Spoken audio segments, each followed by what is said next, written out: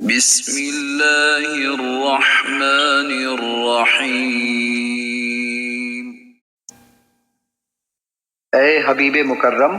ہم آپ پر موسیٰ علیہ السلام اور فرعون کے حقیقت پر مبنی حال میں سے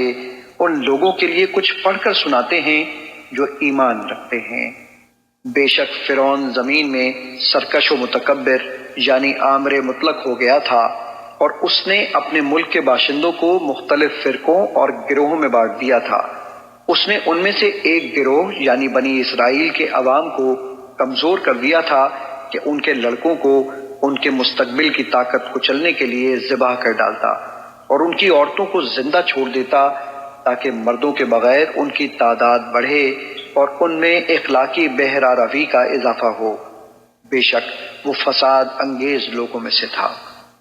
اور ہم چاہتے تھے کہ ہم ایسے لوگوں پر احسان کریں جو زمین میں حقوق اور آزادی سے محرومی اور ظلم و استحصال کے باعث کمزور کر دیے گئے تھے، اور انہیں مظلوم قوم کے رہبر و پیشوا بنا دیں اور انہیں ملکی تخت کا وارث بنا دیں، اور ہم انہیں ملک میں حکومت و اقتدار بخشیں، اور فرعون اور حامان اور ان دونوں کی فوجوں کو وہ انقلاب دکھا دیں جس سے وہ ڈرا کرتے تھے۔